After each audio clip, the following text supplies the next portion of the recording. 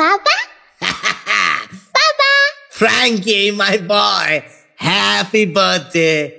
Thank you বাবা। আচ্ছা, আমার জন্য কি এনেছো? তোমার জন্য এই দেখো তোমার জন্য কি এনেছি। তোমার খুব শখ ছিল না? Wow, train. Thank you. আমি এবার স্কুলে গিয়ে সবাইকে বলবো বাবা আমাকে ট্রেন এনে দিয়েছে। কি মজা, কি মজা, আমারও ট্রেন আছে, কি মজা। নিশ্চয়ই বলবে, নিশ্চয়ই বলবে। কি ব্যাপারটা কি? হ্যাঁ, এত আনন্দ কিসের? ও, তুমি এসেছো? মা, মা, দেখো দেখো, বাবা আমার জন্য কি এনেছে দেখো। কি কি এনেছে বাবা? দেখি। হে কি, হে তো সেই লাইন পাতা টয় ট্রেন। হে তো অনেক দাম।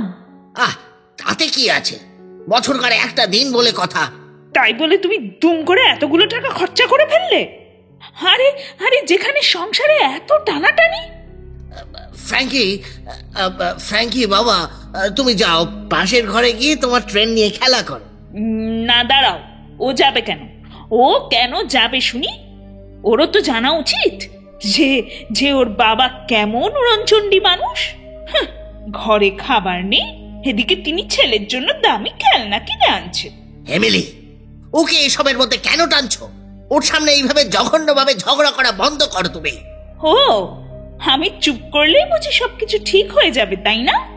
তোমাকে বলেছিলাম বাড়িতে চিনি, নুন, ময়দা সবকিছু ফুরিয়ে গেছে। আজকে আজকে আসার সময় নিয়ে এসো। আর বাবু কি আনলে? না, খেলনা ট্রেন। খাবারের পয়সা উড়িয়ে খেলনা ট্রেন, তাই না? আজ ওর জন্মদিন এমিলি, অন্তত সেটা মনে রেখে তো একটু চুপ করো। খাবার তো আমি কাল সকালে নিয়ে আসবো, আজকে রাতটা কি কোনোভাবে চালানো যায় না? ফ্র্যাঙ্কির কতদিনের শখ ওর একটা খেলনা ট্রেন হবে। বাবা হয়ে ছেলেটার এইটুকু আবদারও কি আমি রাখবো না? হ্যাঁ, সেই ছেলের আবদার বলে কথা। কই, আমার আবদার তো আজ পর্যন্ত তোমাকে রাখতে দেখলাম না। তোমাকে বিয়ে করাই ছিল আমার জীবনের সবচেয়ে বড় ভুল। আমার জীবনটা শেষ করে দিয়েছো তুমি। কোনো উচ্চাসা নেই, কিচ্ছু না। সংসারের অবস্থা ভালো করার কোনো ইচ্ছা নেই। যখন নিজের যা ইচ্ছা তাই করে বেড়াচ্ছে, অসহ্য। তার জন্য তোমার জীবন যেন কত আটকে আছে। কি ভেবেছ কি তুমি আমি কিছু জানি না? তুমি যে নতুন বয়ফ্রেন্ড জুটিয়েছো সে কথা কি আমার কানে আসেনি ভাবছো নাকি? সব জানি, আমি সব জানি। তোমার ভুলের কথা বলছো, তোমার। বরং তোমার মতো একটা নোংরা চরিত্রের মেয়েকে বিয়ে করে আমার ভুল হয়েছিল, আমার। ইউ ফিল্দি হোর। এই এই একদম মুখ সামলে কথা বলবি।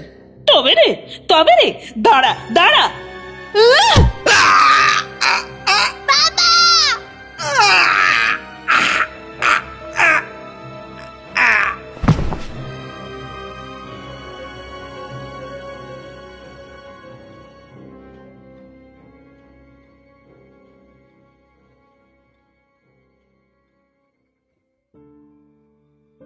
ওয়েল অফ টেলসে আজ উইলিয়াম কাটসের কাহিনী অবলম্বনে আমাদের গল্প সারপ্রাইজ পার্টি। আজ প্রথম পর্ব, আগামী শনিবার আসবে অন্তিম পর্ব। গল্পের অনুবাদ এবং অডিও রূপ স্বাগতা সাহা ভৌমিক এবং শীর্ষেন্দু ভৌমিক। গল্পের পরিচালনা, প্রোডাকশন ও সাউন্ড ডিজাইন আমি শীর্ষেন্দু ভৌমিক। সহ পরিচালনা এবং সহযোগিতায় স্বাগতা সাহা ভৌমিক। Poster design Subhadeep Bandyopadhyay. আজকের গল্পটি শুনে যদি আপনার ভালো লাগে তাহলে প্লিজ লাইক অ্যান্ড শেয়ার। আর যদি আজ আপনি আমাদের এই চ্যানেলে প্রথমবার এসে থাকেন তাহলে প্লিজ সাবস্ক্রাইব করুন। তাহলে শুনতে থাকুন আমাদের আজকের গল্প সারপ্রাইজ পার্টি। আজ প্রথম পর্ব।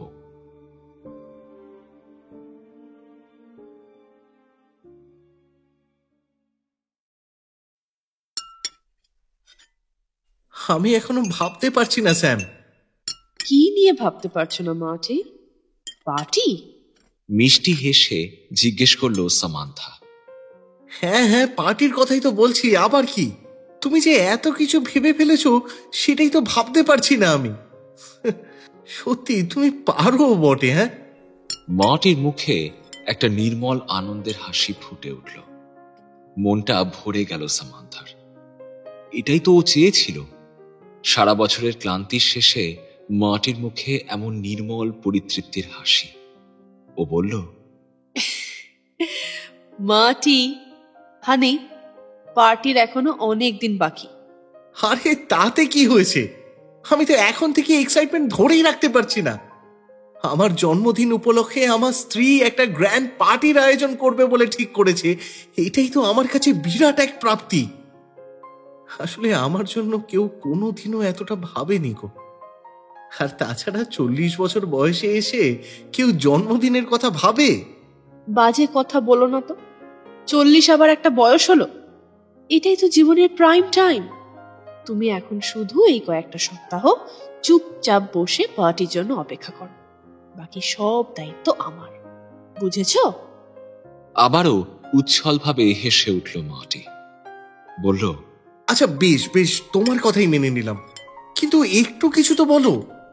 কাকে কাকে ডাকছো, কি কি হতে চলেছে? না হলে তো উত্তেজনা বাড়তেই থাকবে হানি। বলো না, বলো না প্লিজ, কত লোক হবে? সে তো অনেক লোক। হ্যাঁ সে তো বুঝলাম, কিন্তু কারা?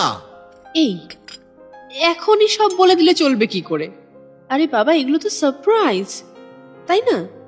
আচ্ছা আচ্ছা বেশ বাবা বেশ, আমি রনে ভঙ্গ দিলাম। I am in your hands now. তুমি যা করবে তাই হবে। সামান্থা এবার বলল, আচ্ছা বেশ, একটা কথা তোমাকে জিজ্ঞাসা করাটা দরকার মাটি। হ্যাঁ কি ব্যাপার বলো না। বিষয়টা হলো, তোমার জন্মদিনটা পড়েছে সপ্তাহের মাঝখানে, মানে বৃহস্পতিবার। তা তুমি কি চাও? আমি কি রবিবার পার্টিটা অ্যারেঞ্জ করব, নাকি জন্মদিনের দিনই করব? তুমি কোনটা প্রেফার করবে বলো? না না, রোববারের দরকার নেই, তুমি ওই জন্মদিনের দিনই করো। যে উপলক্ষে পার্টি সেই দিন হওয়াটাই সব থেকে ভালো। না হলে না সেই জন্মদিন জন্মদিন ভাবটাই তো আর থাকবে না। মাটির মুখের সরল অকপট অভিব্যক্তি দেখে সামান্থা হেসে ফেলল। বলল, আচ্ছা বাবা, আচ্ছা বেশ। তাহলে ফাইনাল 5 ডিসেম্বর বৃহস্পতিবার সন্ধেবেলায় তোমার 40th বার্থডে পার্টি হচ্ছে, ওকে? ইয়েস। মাটির গলায় আবেগের বিস্ফোরণ। বিকেলবেলা মাটি অফিস থেকে ফেরার পরে ডিনারে বসেছিল দুজনে। আজ মাটির প্রিয় রোস্টেড চিকেন আর চকো ক্যারামেল পুডিং বানিয়েছিল সামান্থা। সেই দেখে মাটির মুখে হাসি তো আর ধরে না। এক মুহূর্ত দেরি না করে ছুরি কাঁটা চামচ নিয়ে টেবিলে বসে পড়েছিল মাটি। সামান্থা নিজেই মাঝে মাঝে ভেবে অবাক হয়ে যায় যে ওর বিয়ে হয়ে গেছে, তাও আবার মাটির মতো এমন একজন মানুষের সঙ্গে। যেমন সুদর্শন তেমনি সংবেদনশীল একটা মানুষ। সব সময় সামান্থার প্রতি মুহূর্তের পছন্দ অপছন্দ, ইচ্ছা ও চাহিদার খেয়াল রেখে চলেছে সে। এমন স্বামী অনেক মেয়ে ভাগ্য করেও পায় না। সেখানে সামান্থার মতন একজন সাধারণ মেয়ের জীবনে এমন একজন পুরুষের উপস্থিতি স্বাভাবিক দৃষ্টিতে স্বপ্নেরও অতীত। ছোট থেকেই রীতিমতো দারিদ্র্যের সাথে যুদ্ধ করে বড় হয়েছে সে। ইউনিভার্সিটি পাশ করে একটা এনজিওতে কাজ নিয়েছিল সামান্থা। বছরখানেক আগে একটা পার্টিতে মাটির সাথে হঠাৎই আলাপ হয় ওর। সেখান থেকেই ধীরে ধীরে প্রেম এবং তারপর বিয়ে। বিয়ের পর মাত্র 6 মাস অতিক্রান্ত হয়েছে, কিন্তু সামান্থার মনে হয় এটাই যেন চির শাশ্বত সত্যি। ও যে কোনোদিন একা ছিল এটা ভাবলেই আজকাল ওর ভয় করে। মাটির সান্নিধ্য ছাড়া জীবনের একটা মুহূর্তও ও কল্পনা করতে পারে না। ওয়েস্টার্ন হেরাল্ডের মতন অমন নামী এবং বাণিজ্যিকভাবে সফল সংবাদপত্রের public relation officer Martin Everett শ। অথচ সামান্থা কোনোদিন বলতে পারবে না যে এত ব্যস্ততার মধ্যেও এক মুহূর্তের জন্য মাটি ওকে অবহেলা করেছে। সব মিলিয়ে কেমন যেন একটা স্বপ্নের জগতে বাস করে সামান্থা। পরদিন সকালবেলা ব্রেকফাস্ট করতে করতে সামান্থা জিজ্ঞেস করল, মাটি, আজ দুপুরে তোমার অফিসে কি কোনো বিজনেস লাঞ্চ আছে? কারা সব গেস্টরা আসবেন তুমি বলছিলে? মাটি বলল, এখনো সঠিকভাবে কিছু জানি না, জানো তো। ব্যাটারা গত এক সপ্তাহ ধরে শুধু আসবে আসবে করেই ঝোলাচ্ছে। আর গেস্ট বলে কথা, খুশি হলে কোম্পানিতে ইনভেস্টও করতে পারে। তাই শত বিরক্তি লাগলেও মুখে কিছুই বলতে পারছি না। দেখো, হয়তো শেষ মুহূর্তে চলেও আসতে পারে। ই বাবা, তারা যদি শেষ অবধি না আসে তাহলে তোমার খাওয়া দাওয়া কি হবে? এই শোনো না, দুটো স্যান্ডউইচ বা কিছু করে দিই একটু। বেশিক্ষণ লাগবে না, 5 মিনিট দিলেই হবে, মাত্র 5 মিনিট। আরে না না, এসব নিয়ে কিছু চিন্তা করো না। যদি ওরা না আসে তাহলে আমি ঠিক কোথাও কিছু একটা খেয়ে নেব। কিন্তু খাবেটা কোথায়? তোমাদের অফিসের ক্যান্টিনের খাবার তো তোমার একদম পছন্দ নয়, তাহলে কোথায় খাবে? আরে কোনো অসুবিধাই নেই, আশেপাশে বেশ কয়েকটা তো ভালো খাবার জায়গাও আছে। আমি বেরিয়ে কিছু একটা খেয়ে নেবো। তুমি খামোখা টেনশন করো না তো। আচ্ছা বাবা, বেশ। এই শোনো না, বলছি বাড়ি কখন ফিরবে গো? সময় ফিরবে তো? সামান্থার এই প্রশ্নে মাটি হেসে ফেলল, বলল, এই প্রশ্নটা করে আমাকে আর লজ্জা দিও না হানি। তুমি তো জানোই এত বড় একটা কোম্পানির পাবলিক রিলেশন অফিসার হওয়ার হ্যাপা কতখানি। সম্মান যেমন আছে তেমন কাজের চাপও আছে। তোমাকে না একদিন আমার অফিসে নিয়ে যাব। আমার টেবিলের উপর ফাইলের তারা দেখলে না তোমার মুখ একেবারে হাঁ হয়ে যাবে। সামান্থা এই বিষয়ে আর কোনো উচ্চবাচ্য করল না। সত্যি তো, ঘরে বাইরে সমানে তো নিজের দায়িত্ব পালন করে চলেছে মানুষটা, আর কত করবে? তাছাড়া ও শুনেছে মাটিও ছোটবেলা থেকে খুব একা। ওর বাবা মা মারা যাওয়ার পর ওর নিজের বলতে আর কেউ ছিল না। এখন সামান্থাই ওর সব কিছু। সেখানে ওই যদি মাটির সুবিধা অসুবিধাগুলো না বোঝে তাহলে কেমন করে চলবে? খেয়ে উঠে অফিস বেরোবার ঠিক আগের মুহূর্তে মাটি হঠাৎ বলল, আচ্ছা স্যাম, কদিন আগে পর্যন্ত তো তুমি লোকাল উইমেন্স ক্লাবে যেতে, ওদের চ্যারিটির কাজে সাহায্যও করতে, কিন্তু গত কদিন ধরে দেখছি তুমি সেসব বন্ধ করে দিয়েছো। কেন বলো তো? তোমার শরীর ঠিক আছে তো?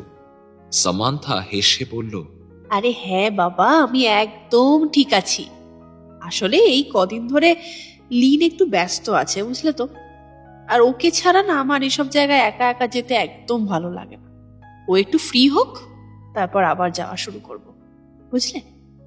স্বস্তির নিঃশ্বাস ফেলল মাটি, তারপর বলল, আচ্ছা বেশ, ঠিক আছে, আমি তাহলে এখন আসছি হানি। তুমি সাবধানে থেকো। সামান্থার কপালে একটা গভীর চুম্বন এঁকে বেরিয়ে গেল মাটি। হাসি মুখে ওর চলে যাওয়ার পথের দিকে চেয়ে রইল সামান্থা।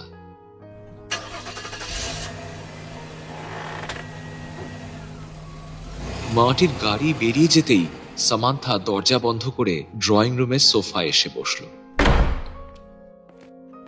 এখন ওর ধ্যানে জ্ঞানে শুধু একটাই চিন্তা, মাটির জন্মদিনের পার্টি। সবকিছু একেবারে পারফেক্ট হতে হবে।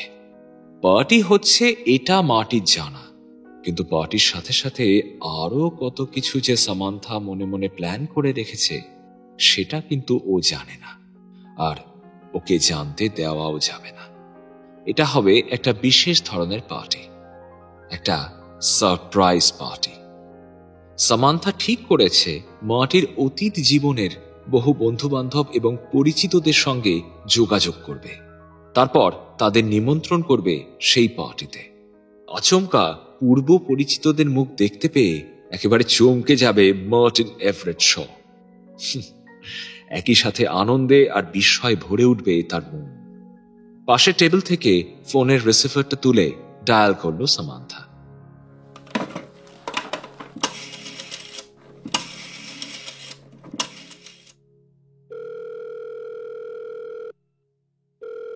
ফোনের ওপাশ থেকে ভেসে এলো আর একটা নারী কণ্ঠ। হ্যালো। হ্যালো লেন, আমি স্যাম বলছি। হ্যাঁ রে, বল। মাটি এই মাত্র অফিসে বেরিয়ে গেল, তুই কি এখন একবার আসতে পারবি? হ্যাঁ অবশ্যই, এক্ষুনি আসছি। এই লেন মেয়েটাকে বড় ভালো লাগে সামান্থার। মেয়েটা ওরই বয়সী, ওদের হাউসিং এর মধ্যেই 2 ব্লক পরেই থাকে। অসম্ভব ছটফটে, করিতকর্মা এবং ওয়েল অর্গানাইজড একটা মেয়ে, আর একই সঙ্গে ওর দায়িত্ববোধেরও কোনো তুলনা হয় না। যে কোনো ধরনের কাজের দায়িত্ব ওকে দিয়ে একেবারে চোখ বন্ধ করে নিশ্চিন্ত থাকা যায়। সেই কাজ সুসম্পন্ন তো হবেই, উপরন্তু অত্যন্ত সুনিপুণভাবে সম্পন্ন হবে। মার্টির জন্মদিনের পার্টির ব্যাপারেও তাই ওরই পরামর্শ নিয়েছিল সামান্থা। এই সারপ্রাইজ পার্টির আইডিয়াটা লেনি ওকে দিয়েছে। গত 3-4 দিন ধরে রীতিমতো কাগজ কলম নিয়ে বসে পুরো পরিকল্পনার ছক কষেছে দুই বান্ধবী মিলে। আজ যোগাযোগগুলো শুরু না করলেই নয়। ঠিক 10 মিনিটের মাথায় দরজায় ঘন্টি বাজল। সামান্থা উঠে গিয়ে দরজা খুলতেই লাফিয়ে ঘরে ঢুকল লিন গোল্ড। লিনের হাতে একটা নোটবুক আর টেলিফোন ডিরেক্টরি। সে বলল, নে এবার জলদি কর, তাড়াতাড়ি নম্বরগুলো নোট করে তারপর পরপর ফোন করি। দুজনে এসে আবার বসলো টেলিফোনের পাশে। লিন সবে টেলিফোন ডিরেক্টরি খুলতে যাবে, ঠিক এমন সময় হঠাৎ ওর হাত চেপে ধরল সামান্থা। লিন, দাঁড়া। অবাক হয়ে লিন বলল, কি রে, কি হলো? সামান্থা খানিক কুণ্ঠিত কণ্ঠে বলল, লিন, বলছিলাম আমরা কি সঠিক সিদ্ধান্ত নিয়েছি? মানে কি বলছিস তুই? না মানে হঠাৎ করে বলা নেই কওয়া নেই, এরকম একটা সারপ্রাইজ পার্টি, এতে মাটি উল্টে অস্বস্তি বোধ করবে না তো? বল না রে। অস্বস্তি? কিসের অস্বস্তি? ধর না জেনে বুঝি আমরা হয়তো এমন কোনো পূর্ব পরিচিতকে নিমন্ত্রণ করে ফেললাম যার সঙ্গে হয়তো মাটির একেবারেই সুসম্পর্ক ছিল না। এবার জন্মদিনের দিন সেই লোক হঠাৎ করে ওর সামনে এসে পড়লে ওর কি অস্বস্তি হবে না বল? লেনের মুখে অবাক ভাবটা কেটে গিয়ে একটা নির্মল হাসি ফুটে উঠল। সে বলল, ধুস, তুই না পারিসও বটে, কাজ শুরু করার আগে যত সব উদ্ভট ভাবনা। দেখ, আমরা তো না জেনে শুনে কিছু করব না, ভালো করে খোঁজ খবর নিয়ে আমরা সেই সব মানুষদেরকে নিমন্ত্রণ করব যারা এলে মাটি খুশি হবে। লেনের কথায় খানিক আশ্বস্ত হলো সামান্থা। কাজ শুরু হলো। নে এবার বলতো প্রথমে কোথাকার নম্বর বের করব? আচ্ছা চল, প্রথমে বরং আমরা ইলিনয় এরিয়াতে ফোন করি, চল। ডিরেক্টরি ঘেঁটে এরিয়া কোড বেরোলো 312। এবার খুঁজতে হবে একটা বিশেষ জায়গার নম্বর। নর্থ ওয়েস্টার্ন ইউনিভার্সিটির আওতায় মিডল স্কুল অফ জার্নালিজম। মাটির মুখে সেখানকার যে কত গল্প শুনেছে সামান্থা তার ইয়ত্তা নেই। কলেজের বন্ধুদের গল্প, স্পোর্টসে মেডেল পাওয়ার গল্প, ডিবেট কম্পিটিশনে ওর ফার্স্ট হওয়ার গল্প, আরো কত কি। সেই কারণে প্রথমে সেখানেই ফোন করার সিদ্ধান্ত নিল সামান্থা।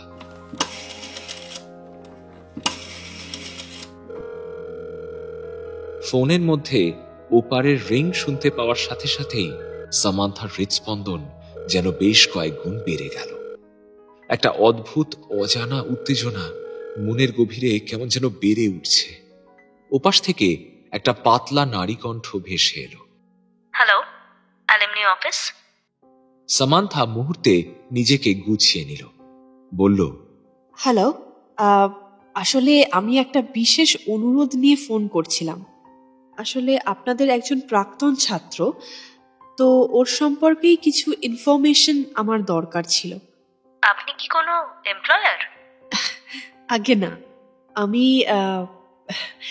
আমার ওয়াইফ। ব্যাপারটা আপনাকে খুলেই বলি, আমার স্বামী আপনাদের 1966-এর পাস আউট। আমি আসলে ওর জন্য একটা বার্থডে পার্টি অর্গানাইজ করছি। সেই উপলক্ষেই ওর প্রফেসরদের মুখ থেকে কিছু পুরনো গল্প, কিছু ঘটনা, এইগুলো আর কি কালেক্ট করতে চাইছি। তাই আর কি।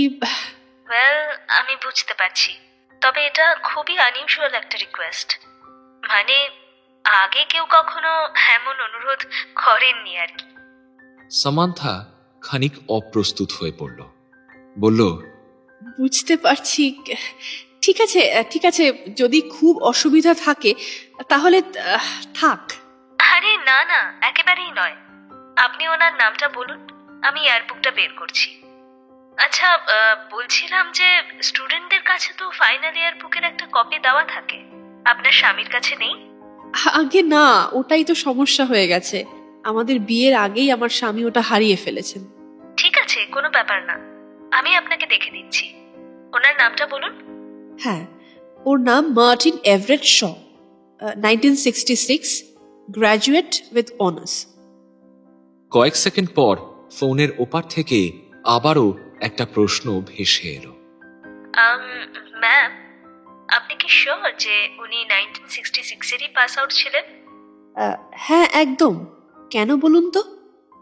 কেন বলতে, এই লিস্টে তো মার্টিন শ বলে কারোর নাম দেখছি না ম্যাম। কিন্তু এটা তো অসম্ভব ব্যাপার।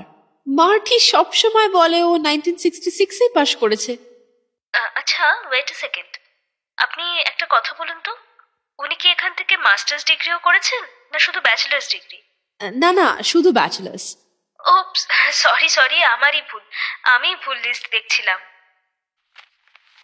এবার প্রায় মিনিট দুয়েকের নীরবতা।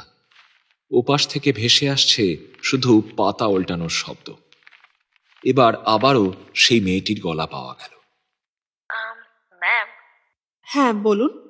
I am sorry, but bachelors লিস্টেও কিন্তু ওনার নাম নেই। সামান্থার ভ্রু কুঁচকে গেল।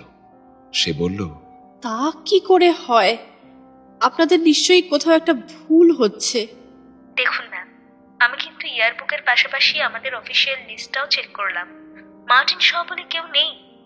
আচ্ছা, আপনি কোনোভাবে, মানে বাই এনি চান্স আর কি, অন্য কোনো জার্নালিজম স্কুলের সাথে আমাদের গুলিয়ে ফেলছেন না তো?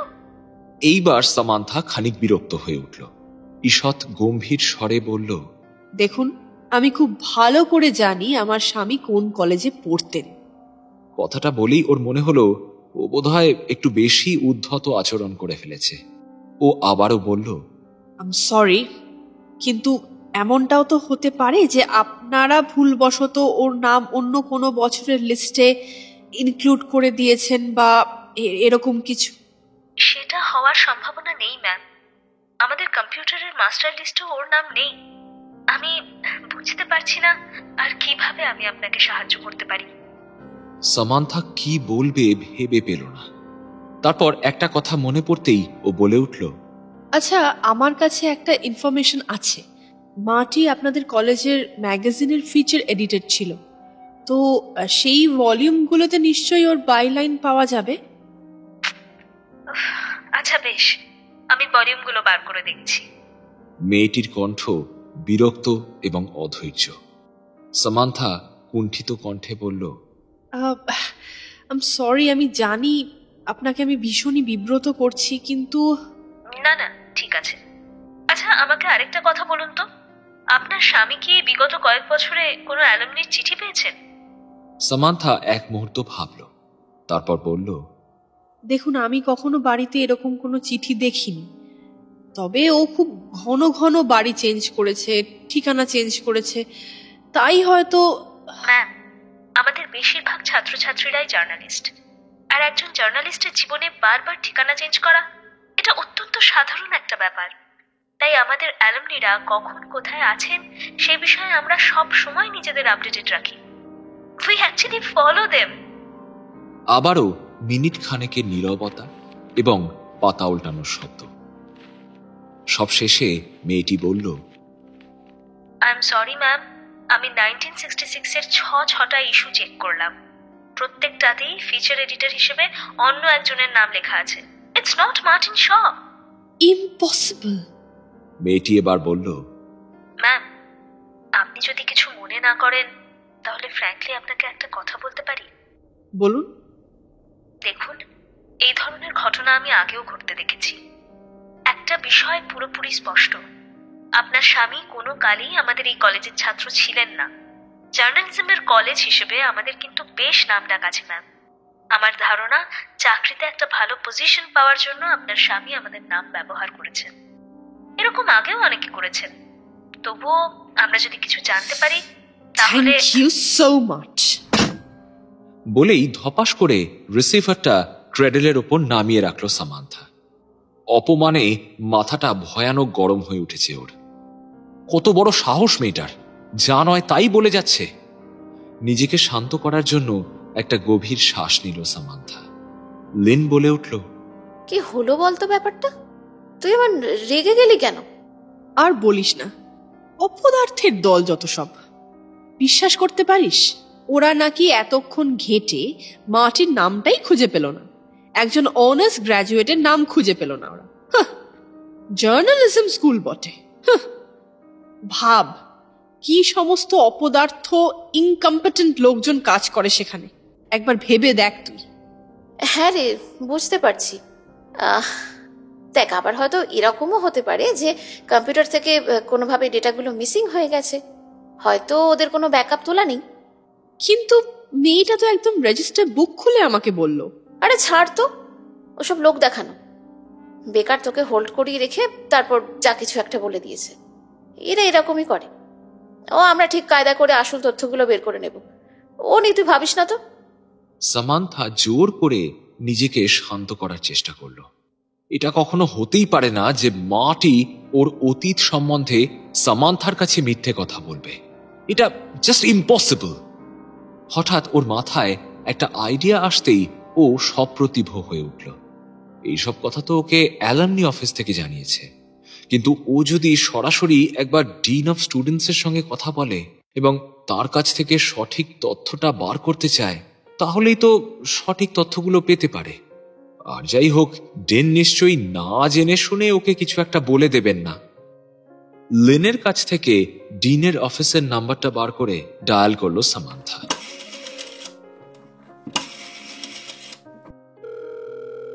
কিন্তু ভাগ্য মন্দ। সামান্থাকে জানানো হলো যে ডেন এই মুহূর্তে একটা মিটিং এ ব্যস্ত আছেন এবং তার সঙ্গে এই মুহূর্তে কথা বলা যাবে না। সামান্থা যেন পরে ফোন করে। লিন বলল, বলছি বসে থেকে কি লাভ, চল না এই ফাঁকে আমরা অন্যান্য কলগুলো করে নিই।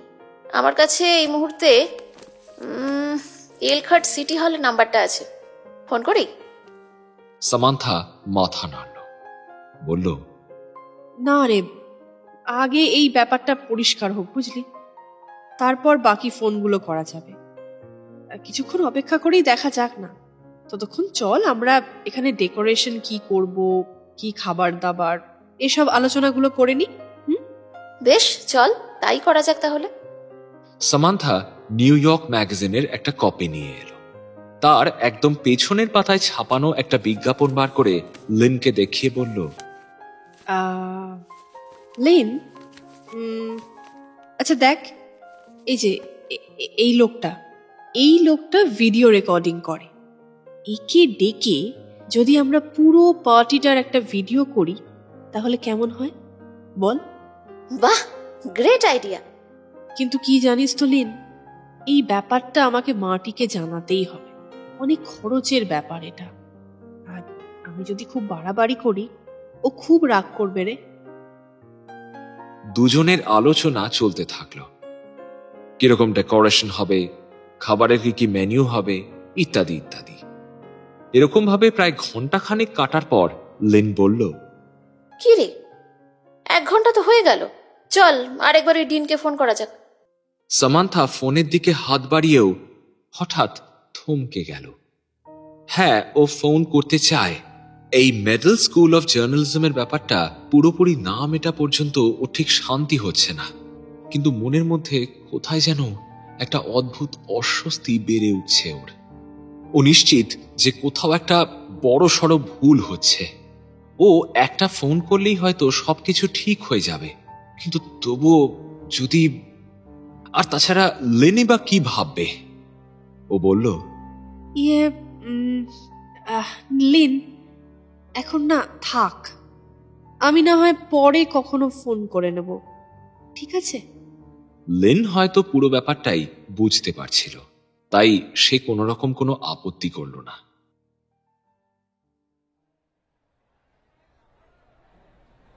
দুপুর বেলায়, বিশেষ করে এই সময়টায় এই জায়গাটায় বড্ড ভিড় হয়। কোনো রকমে আশেপাশের জনারণ্য কাটিয়ে সাবওয়ের বাইরে এসে দাঁড়ালো মাটি। একবার চোখ ঘুরিয়ে আশপাশটা দেখে নিল। অফিসের লাঞ্চ টাইমে ও অফিস থেকে বেরিয়ে এত দূরে একটা জায়গায় এসছে, এটা চেনা জানা কেউ জানতে পারলে ব্যাপারটা খুবই লজ্জাজনক হবে। অফিসের বসই যদি অফিস টাইমে এদিক ওদিক ঘুরে বেড়ায়, তাহলে অফিসের অন্যান্য কর্মচারীরাও তো দুদিন পরে তাই করবে। সেটা কখনোই খুব একটা সুখকর ব্যাপার হবে না। কিন্তু সামনে জন্মদিন আসছে, সামান্থার জন্য কিছু একটা জিনিস তো কিনতেই হবে। কুইন্স ক্রসিং পেরিয়ে পায়ে পায়ে ভিড় ঠেলে গ্র্যান্ডভিলের দিকে এগোলো মাটি। বছরের এই সময়টা মাটির একদম পছন্দ নয়। কনকনে ঠান্ডা বাতাস ছুরির ফলার মতো এসে বিঁধছে ওর মুখের উপর। খানিক আনমনা হয়েই গন্তব্যের দিকে এগোতে লাগলো ও। খাপ ছাড়া কিছু শব্দ, কিছু ছবি চোখের সামনে ভেসে উঠছে ওর। অজান্তেই একটা দীর্ঘশ্বাস বেরিয়ে এলো মাটির মুখ থেকে। মনের ভেতর জমে থাকা সমস্ত রাগ সরিয়ে রাখার চেষ্টা করলো সে। না, এখনো এসব ভাববে না। ওর স্ত্রী সামান্থা ওকে খুব ভালোবাসে, আর ওর জন্য ও এটুকু করবে না? মিষ্টি হেসে গলার টাইটা ঠিক করে পছন্দের দোকানে প্রবেশ করলো মাটি। সরু গোঁফের দোকানদার উঠে দাঁড়িয়ে বললেন, কি নেবেন স্যার? একবার একটু চোখ বুলিয়ে নি। নিশ্চয়ই স্যার, নিশ্চয়ই। দেখুন না, দেখুন কি নেবেন। ভেবে চিনতে মাটি বেশ অন্যরকম দেখতে একটা চেইন পছন্দ করল। সামান্থার গলায় এটা বেশ মানাবে, এটা ও নেবেই। কিন্তু এর বাইরেও আরো কয়েকটা জিনিস কেনার পরিকল্পনা রয়েছে। যদিও ও যে বিশেষ কোম্পানি জিনিসটা খুঁজছে সেটা হয়তো এই দোকানে থাকবে না। ও জিজ্ঞেস করতেই দোকানদার অবাক হয়ে বললেন, স্যার, রবার্টসের জিনিস আমরা রাখি না। আপনি বরং স্ট্যানলি বা এস্টুইং এর একটা নিয়ে যান না। হ্যাঁ, একই তো জিনিস, শুধু কোম্পানিটা আলাদা। দিয়ে দি স্যার। না না, আমার ওই বিশেষ কোম্পানি ছাড়া চলবে না। দোকানদার ভদ্রলোক মনে মনে বেশ বিরক্ত হলেন। এমন কাস্টমার তিনি আগে দেখেননি। এই জিনিসের আবার কেউ কোম্পানি দেখে কেনে? তিনি বললেন, আপনি বরং অন্য দোকানে যান স্যার, আমার কাছে রবার্টসের জিনিস নেই। মাটির উজ্জ্বল চোখ দুটো খানিকক্ষণ চেয়ে রইল ভদ্রলোকের দিকে। তারপর সে বলল, আপনি রবার্টসের নামটা তো শুনেছেন নাকি নাকি শোনেনি? না হলে যে সামান্থাকে। আরে মশাই, নাম শুনবো না কেন? আমার কাছে নেই। তাহলে কোথায় গেলে পাবো? আপনি বরং বেকারে গিয়ে একবার দেখুন, ওখানে পেতে পারেন। 2 ব্লক নিচেই দোকান। মাটি চেইন সহ আরো কিছু জিনিস কিনল সেই দোকান থেকে। তারপর বেকারের উদ্দেশ্যে রওনা দিল। ও নিজের পছন্দ অপছন্দের সঙ্গে কখনোই আপোষ করে না, আর সামান্থার ব্যাপারে তো একদমই নয়।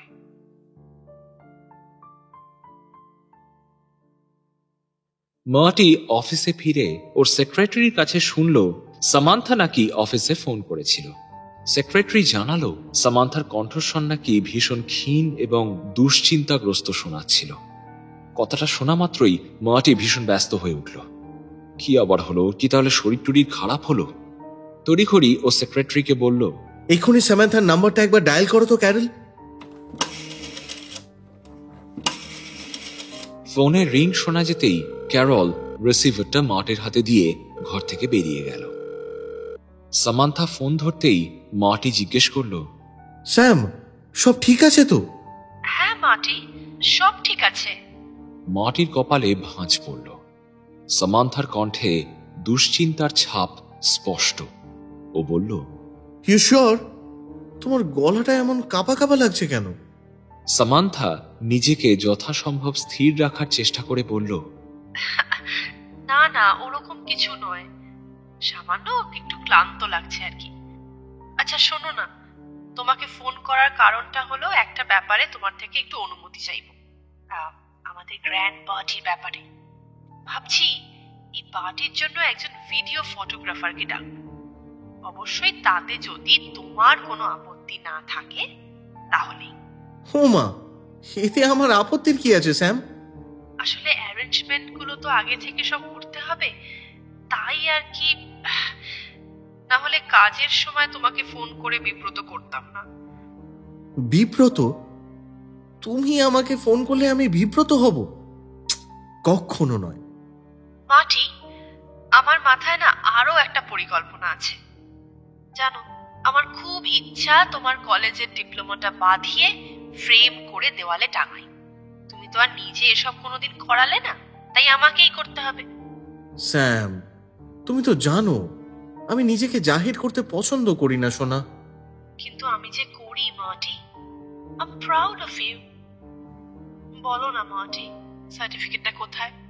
আমি পার্টির আগেই ওটা বাঁধাবো। প্রায় মিনিট খানেক মার্টিন এভারেট শ চুপ করে বসে রইল। ওদিকে সামান্থা দম বন্ধ করে অপেক্ষা করতে লাগলো ওর উত্তরের জন্য। তারপর মার্টি বলল, আমার তো ঠিক মনেই পড়ছে না গো, ওটা যে আমি কোথায় রেখেছি। কথাটা শোনা মাত্রই সামান্থার বুকের ভেতরটা কেমন যেন কেঁপে উঠল। তবে কি, সে শান্ত গলায় বলল, ভাবো না হানি, ভাবো না, ভালো করে ভাবো। কোথায় রেখেছো মাই জিনিয়াস? প্লিজ ভাবো। Try মার্টি, please. স্যাম, আমার ড্রয়ারে যে কাগজপত্রগুলো আছে ওখানটায় একবার খুঁজে দেখো তো। সামান্থা খানিক বকুনির স্বরে বলল, মার্টি, ওই গাদায় তুমি তোমার সার্টিফিকেট রেখে দিয়েছো? Are you sure? Guilty. My sincere অ্যাপোলজিজ to the middle school of journalism. আচ্ছা বেশ, আমি খুঁজে দেখছি। আমি সন্ধে 7টার মধ্যে বাড়িতে ঢুকছি সোনা। বেশ, বাই বাই লাভ। ফোনটা রাখার পর মার্টি বেশ অবাক হয়ে কিছুক্ষণ চুপ করে বসে রইল। সামান্থা ওর বাড়ি ফেরা পর্যন্ত অপেক্ষা করতে পারল না। এই ভিডিওগ্রাফার আর একটা ডিপ্লোমা সার্টিফিকেট নিয়ে ওর এত তাড়াহুড়ো কেন? তারপরেই মনে মনে হাসল মার্টি। এই প্রথমবার একা হাতে এত বড় একটা পার্টির আয়োজন করছে সামান্থা, তাই হয়তো এতখানি উত্তেজিত। মার্টি বিষয়টা নিয়ে আর বিশেষ মাথা ঘামাল না। সামান্থা ফোন রাখার পর আর এক মুহূর্তও সময় নষ্ট করল না। সে তাড়াতাড়ি মার্টির ড্রয়ার খুলে সেখানে কাগজের তাড়া ঘেঁটে দেখতে লাগলো। প্রচুর পরিমাণে খাম, কাগজপত্র ইত্যাদির মাঝখানে হঠাৎই সামান্থার হাতে পড়ল একটা লম্বা নীল রঙের ফোল্ডার, আর তার উপরে নর্থ ওয়েস্টার্ন ইউনিভার্সিটির সিল দেওয়া। সামান্থা খুব সাবধানে ফোল্ডারের মুখ খুলে ভেতর থেকে একটা শক্ত কাগজ বাইরে বার করে আনলো। সেটার দিকে চোখ পড়তেই মুহূর্তেই সামান্থার মুখ থেকে যেন একটা স্বস্তির নিঃশ্বাস বেরিয়ে এলো। ও জানতো অ্যালামনি অফিসের মহিলাটা শুরুর থেকে শেষ পর্যন্ত সবটা ভুল বলেছে ওকে। সে চেয়ে রইল মার্টির সার্টিফিকেটটার উপর। মার্টির অতীত যেন তার নিজের হাতে ধরা। চোখ বুজে সে একবার কাগজটার উপর চুম্বন করল। তাতে বড় বড় করে লেখা, Martin Everett Shaw, bachelor of science with honours, June 16, 1966। এমন ভুল সামান্থা আর করবে না, আর সে কখনো মার্টিকে পরীক্ষা করার চেষ্টাও করবে না। এখন যে ওর বড় খুশির সময়। 5ই ডিসেম্বর কি শুধুই পার্টি হবে? না, ও তো সেদিন মার্টিকে এমন একটা খবর দেবে যার জন্য মার্টি হা পিত্তেশ করে বসে রয়েছে। সামান্থার শরীরে এমন কিছু পরিবর্তন দেখা দিয়েছে যা পরিষ্কার নির্দেশ করে যে সে মা হতে চলেছে। আজ সামান্থা বেলভিউ মেডিকেল হসপিটালে গিয়ে ডাক্তার দেখিয়ে এসেছে। ডাক্তার সমস্ত পরীক্ষা নিরীক্ষা করে জানিয়েছেন যে সামান্থা সত্যিই অন্তঃসত্ত্বা। খুশিতে সামান্থা যে কি করবে বুঝে উঠতে পারছিল না। সে আন্দাজ করেছিল ঠিকই, কিন্তু ডাক্তারের মুখ থেকে কথাটা শুনে তার শরীর আর মন যেন এক স্বর্গীয় আনন্দে ভরে উঠল। এমন শান্তি জীবনে এর আগে কোনোদিন হয়নি। ওর হৃদয় যেন আচ্ছন্ন হয়ে এলো। বিকেলে লেন সামান্থার কাছ থেকে খুশির খবরটা পেতেই একেবারে লাফিয়ে উঠল। তারপর সামান্থার হাত ধরে খুব করে ঝাঁকিয়ে দিয়ে বলল, আরে চল চল, তোর ফ্ল্যাটে যাই, বাকি কাজগুলো সারতে হবে তো। ফ্ল্যাটে ঢুকে সামান্থার জন্য আরো বেশ কয়েকটা ফোন নাম্বার বার করে আনলো লেন। প্রথমেই ও যে জায়গার নাম্বার বার করে দিল সেটা হলো মার্টির প্রথম school, George Bratton elementary school, Elkhart, Indiana. Samantha ছোট্ট টেবিলটার পাশে বসে নাম্বারটা ডায়াল করল।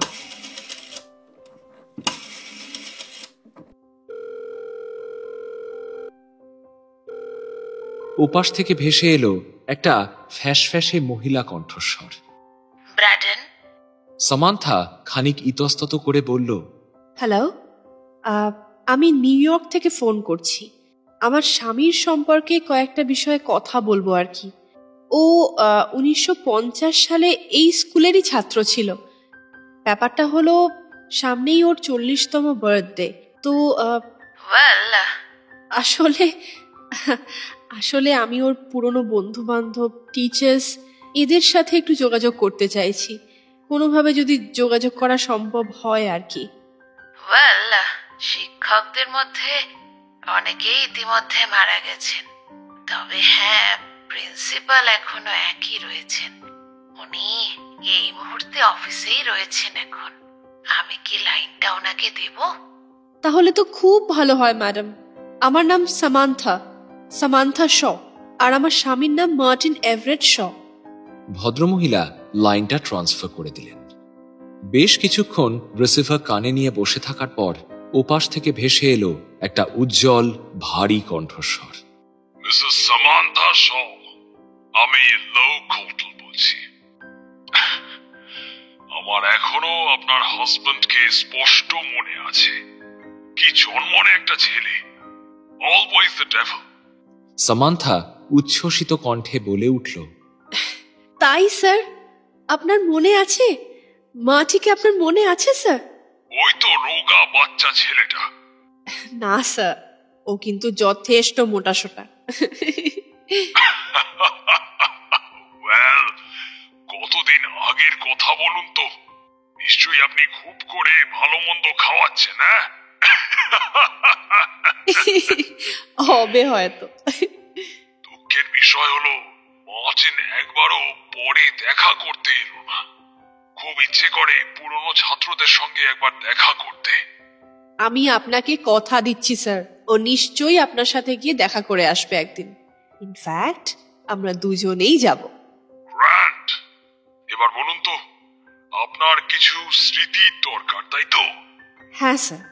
বেশ বেশ, আমি নিজে আপনাকে বেশ কিছু স্মৃতি জোগাড় করে দেব, ছবি, লেখা, যা পাবো। আচ্ছা, একটা কথা বলুন তো, আপনার বাড়িতে ক্যাসেট চালানোর কোনো ক্যাসেট প্লেয়ার মেশিন আছে বা টেপ রেকর্ডার? হ্যাঁ স্যার, আছে।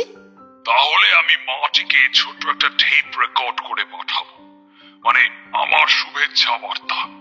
আর হ্যাঁ, মার্টিনকে বলবেন তার পুরনো স্কুলের খেলার মাঠটা এখনো তার জন্য অপেক্ষা করে আছে।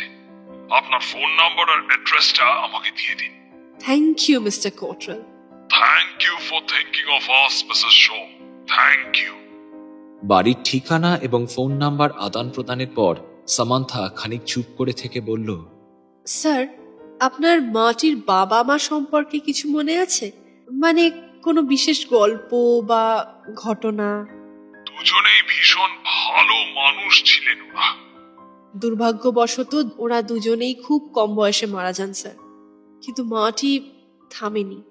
জীবন যতই কঠিন হয়ে যাক স্যার ওর জন্য, ও নর্থ ওয়েস্টার্ন ইউনিভার্সিটিতে গিয়ে ভর্তি হয়। তারপর স্যার, That's Martin's spirit. হ্যাঁ, that's my Marty. Thank you sir. Thank you again Mr. Cottrell. Thank you.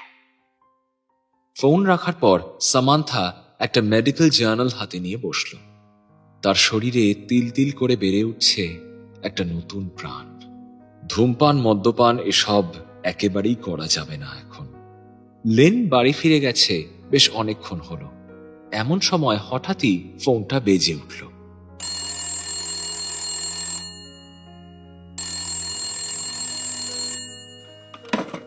Hello, Mrs. Shaw. হ্যাঁ মিস্টার কোট্রেল, বলুন স্যার। Well, ব্যাপারটা খুবই লজ্জাজনক ম্যাডাম। লজ্জাজনক? কি স্যার? আসলে দেখুন, মানে আমারও তো বয়সটা বাড়ছে। এত স্টুডেন্টের মধ্যে আজকাল আমার স্মৃতিশক্তি বড়ই বিশ্বাসঘাতকতা করে।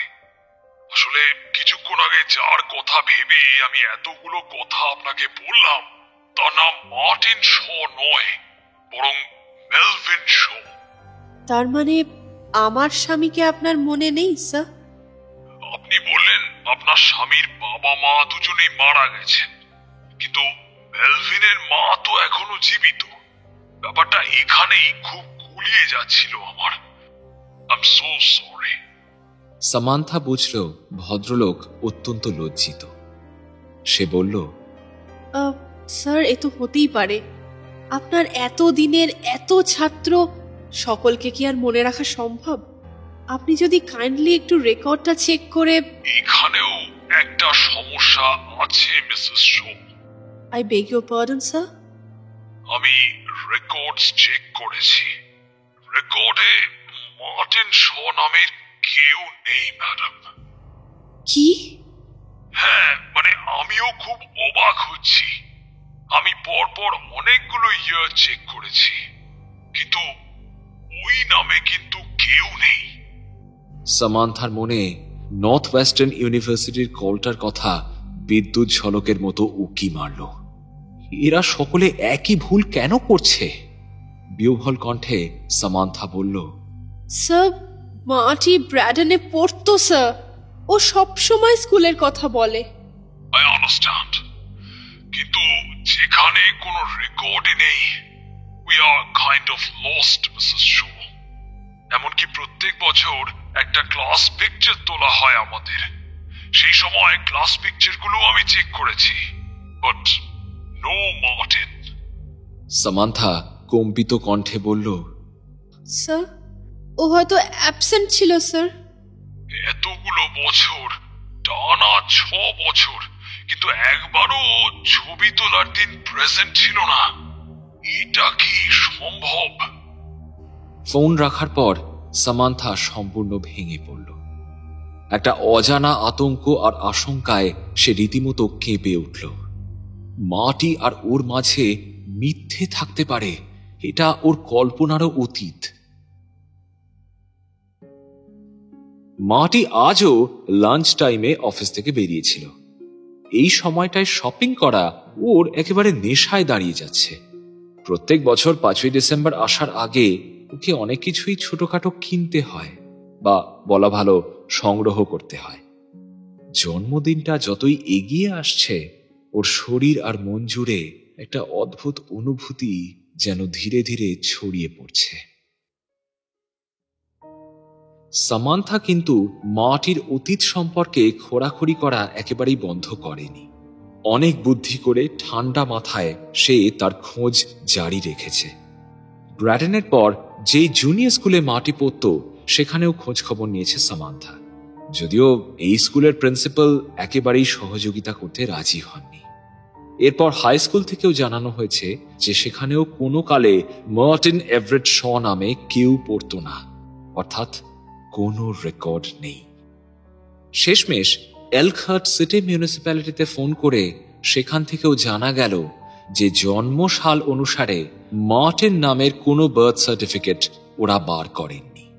সামান্থা যখন বলল, এরকমও তো হতে পারে যে ওর জন্ম আনরেজিস্টার্ড রয়েছে, রিসেপশনিস্ট জানালেন সেটা সম্ভব।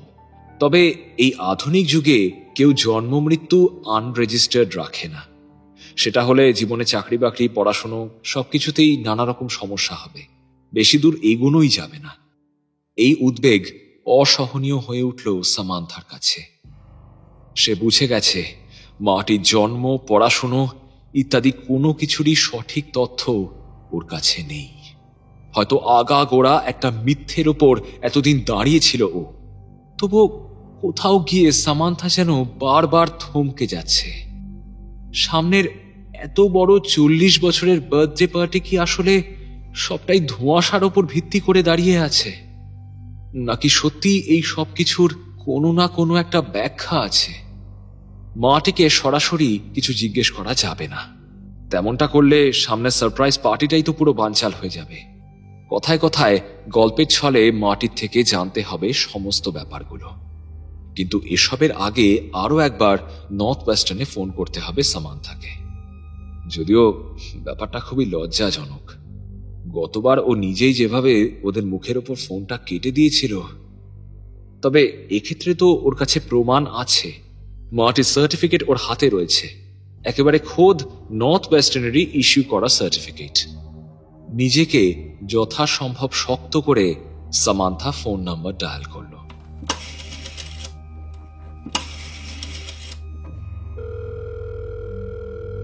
স্কুল থেকে কল ট্রান্সফার করা হলো ডিন অফ স্টুডেন্টস এর চেম্বারে। ডিন অত্যন্ত বিরক্তি ভরা কণ্ঠে বললেন, হ্যালো। হ্যালো, আমার নাম সামান্থা শো। হ্যাঁ, আমি জানি। অ্যালুমনি অফিস থেকে আমাকে জানিয়েছে আপনি আগেও ফোন করেছিলেন। তো আমি সে কি করতে পারি বলুন তো? ওয়েল, একটা ভালো খবর আছে। মার্টির সার্টিফিকেট আছে স্যার, আপনাদেরই দেওয়া। ভদ্রলোক ঠান্ডা বিদ্রুপের স্বরে বললেন, তাই নাকি? হ্যাঁ স্যার। ম্যাডাম, ওটা জাল। কথাটা শোনার পর সামান্থা এতটাই হকচকিয়ে গেল যে তার মুখ দিয়ে একটাও কথা সরল না। আর এই কথার উত্তরে ও কি বা বলতে পারে? নিজের হতাশা লুকানোর চেষ্টা করে কয়েক সেকেন্ড পর ও বলল, আপনি অত দূরে বসে কি করে জানলেন যে সার্টিফিকেটটা ফেক, জাল?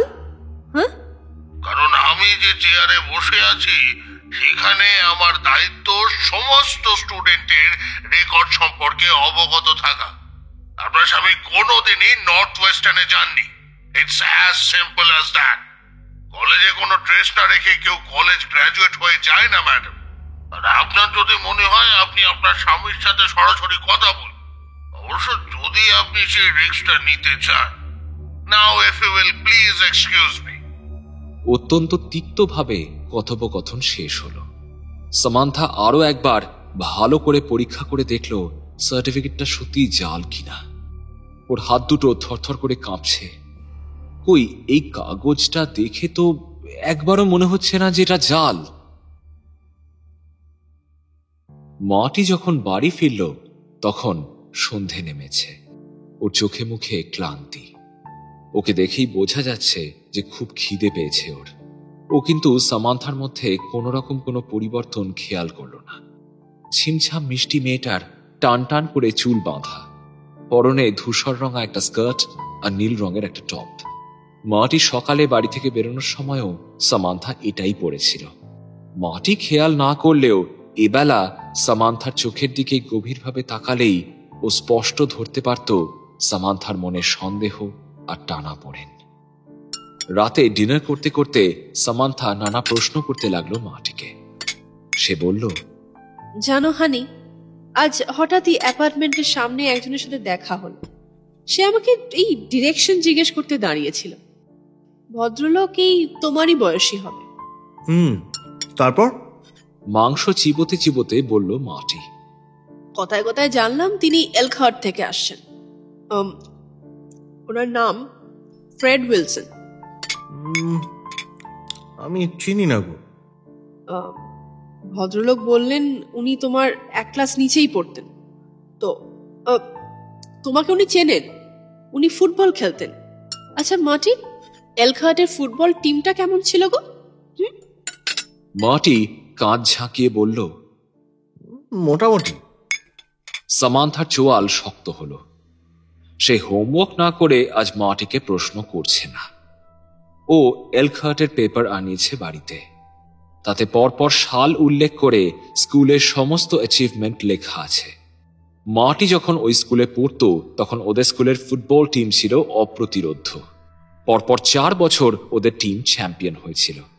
সেখানে মাটি বলছে কিনা মোটামুটি টিম। হঠাৎ মাটি খাওয়া থামিয়ে সামান্থার দিকে সন্দেহের দৃষ্টিতে তাকিয়ে বলল, কেন বলো তো? এমনি জিজ্ঞাসা করলাম মাই লাভ। আসলে ফুটবলে আমার কোনোদিনই তেমন ইন্টারেস্ট ছিল না। ফ্যামিলিগত কারণে তেমন সুযোগও পাইনি আমি। ভদ্রলোক স্কুলের কথা খুব বললেন। ওনার সাথে তোমার দেখা হলে খুব ভালো লাগবে মাটি। কথাটা শুনে মাটির চোখে যেন সামান্য ভয়ের উদ্রেক হলো। সে সামান্য জোর করে হেসে বলল, হ্যাঁ, তুমি ওনাকে আবার আমাদের ফোন নাম্বার দিয়ে বসনি তো? না, কখনো দেবে না। আমার তোমার জন্য খুব ভয় হয় স্যামান্থা। সারাটা দিন একা একা এত বড় একটা ফ্ল্যাটে থাকো। বলে মাটি সামান্থার হাত দুটো শক্ত করে চেপে ধরল। তারপর বলল, সাবধানে থাকবে সব সময়। ভুলে যেও না, তুমি আমার সব কিছু। You are my whole world. ওরা দুজনেই দুজনের চোখের দিকে চেয়ে রইল কিছুক্ষণ। মার্টির সামান্থাকে প্রয়োজন, ওর দৃষ্টি সেটা স্পষ্ট বলে দেয়। মিনিট খানেকের নীরবতার পর ওরা আবার খাওয়ায় মনোনিবেশ করল। সামান্থা আবারও শুরু করলো ওর কথা। বলল, আজ টিভিতে জার্নালিজম, তারপর ভালো কলেজ, ইউনিভার্সিটি এসব নিয়ে একটা ইন্টারভিউ দেখছিলাম জানো তো, সেখানে তোমার কলেজের নামটাও বললো। ও আচ্ছা মার্টি, মেডেল কলেজে তোমার পেপার কি কি ছিল, মানে স্পেশালাইজেশন কি কি ছিল?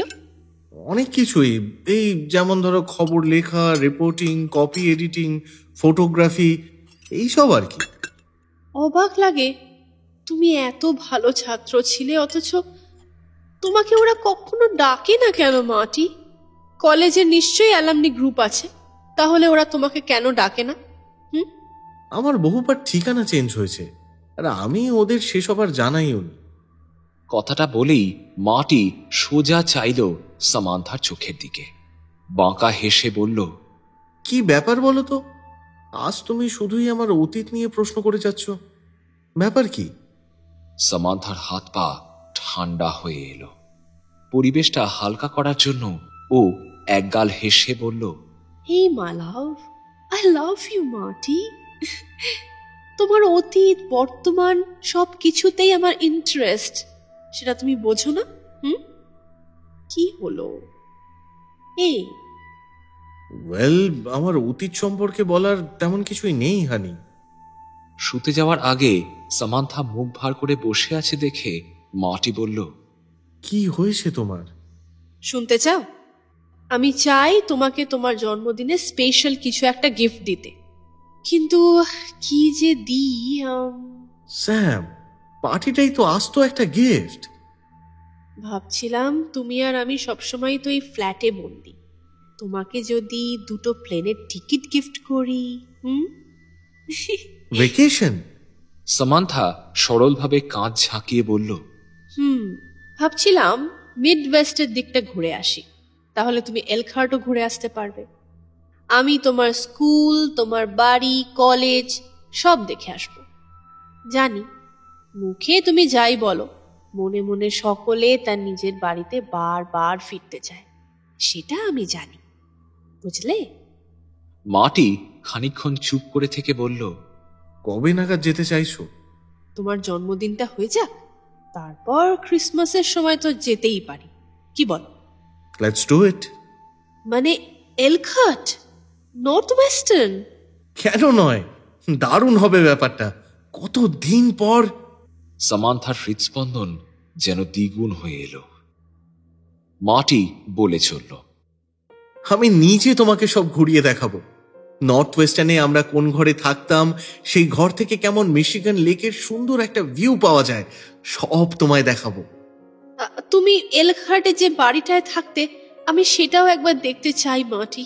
বেশ তো, ছোট্ট একটা সাদা রঙের বাড়ি, দুটো চিমনি।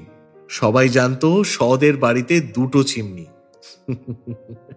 সামান্থা যেন নতুন করে আবারও আশার আলো দেখতে পেল। মার্টি এক বাক্যে রাজি হয়ে গেল। তার মানে অতীতকে সে মুছে ফেলতে চায় না নিশ্চয়ই। সামান্থা হেসে বলল, আচ্ছা, এভানস্টনে ভালো কোনো রেস্টুরেন্ট আছে? হ্যাঁ আছে তো, এমনকি আমি শিওর ওই লোকগুলো আমাকে দেখলে চিনতেও পারবে। সামান্থার মুহূর্তের জন্য মনে হলো ও যেন স্বর্গে রয়েছে। ও তো মার্টির মুখ থেকে এই আশ্বাসটুকুই চেয়েছিল। মার্টি সামান্থার গলা জড়িয়ে ধরে বলল, আইসক্রিম খাবে? নতুন দোকানটায় তো 24 ঘন্টা ডেলিভারি সার্ভিসও চলে। Chocolate ice cream with extra choco chips. Okay okay my love. আনন্দে আত্মহারা হয়ে গেল সামান্থা। মনটা এখন বেশ হালকা লাগছে। মার্টি আইসক্রিমের দোকানে ফোন করলো। সামান্থা খেয়ালও করলো না যে মার্টির মুখ জুড়ে কি অদ্ভুত একটা হাসি ফুটে উঠেছে। ওদের মিডওয়েস্টের ট্রিপটা আদৌ কোনোদিন হবে তো?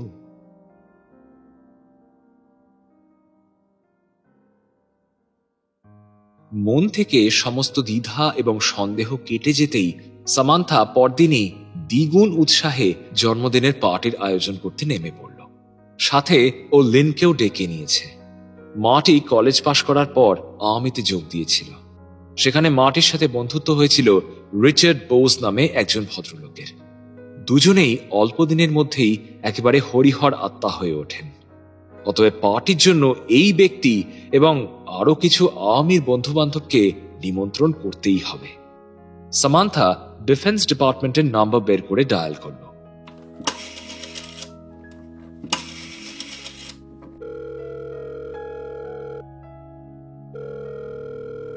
কয়েক সেকেন্ড রিং হওয়ার পর ওপাশ থেকে শোনা গেল, সার্জেন্ট মুলিগান। সার্জেন্ট, আমার নাম সামান্থা শ।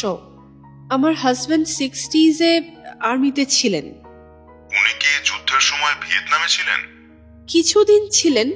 মূলত ও ফোর্ট পোলকে ছিল। ওখানে ওর কিছু বন্ধু ছিল, আমি তাদেরই মধ্যে একজনকে খুঁজছি সার্জেন্ট। ওনার সাথে যোগাযোগ করাটা আমার খুব দরকার।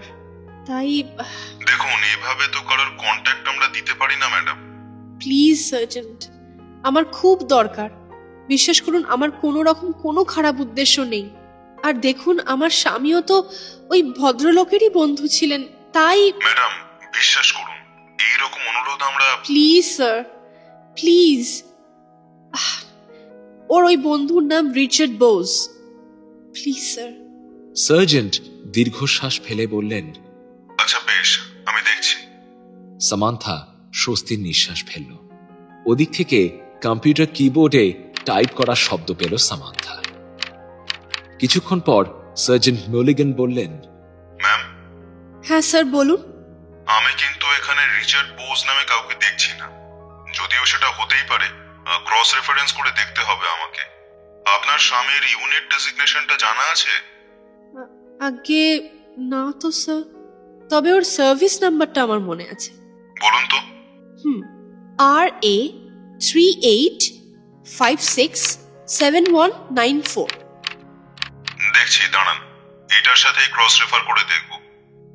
সামান্থা আবারও অপেক্ষা করতে লাগল। বেশ কিছুক্ষণ কাটার পর সার্জেন্ট আবারও লাইনে ফিরে এলেন। বললেন, ম্যাম, সার্ভিস নাম্বারটা দিয়ে চেক করছি। নাম বলছে মার্টিন শ। সার্ভিস হিস্ট্রিটা চেক করি তাহলে। কথা বলতে বলতেই সার্জেন্টের কণ্ঠে একটা পরিবর্তন লক্ষ্য করল Samantha. Is something wrong, sir?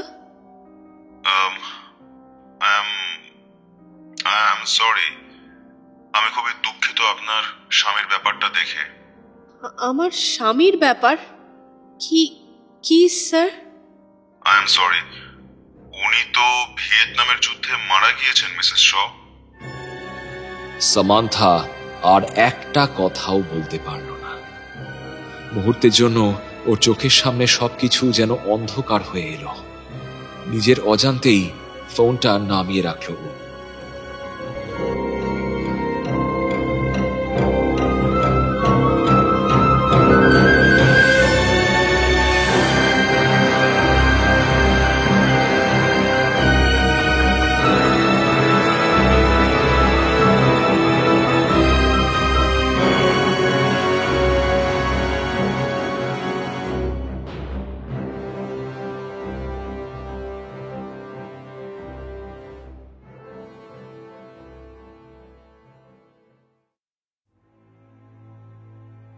শেষ হলো আমাদের আজকের গল্প সারপ্রাইজ পার্টির প্রথম পর্ব।